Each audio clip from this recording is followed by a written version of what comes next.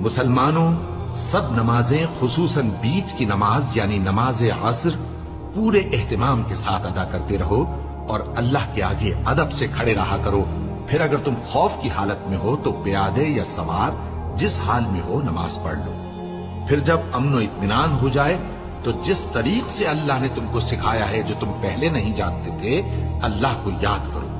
اور جو لوگ تم میں سے مر جائیں اور عورتیں چھوڑ جائیں وہ اپنی عورتوں کے حق میں وصیت کر جائیں کہ ان کو 1 سال تک خرچ دیا جائے اور گھر سے نہ نکالی جائے.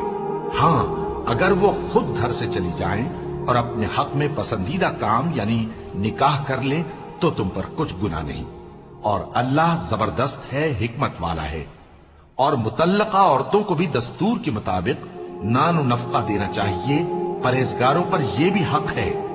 اسی طرح اللہ اپنے احکام تمہارے لیے بیان فرماتا ہے تاکہ تم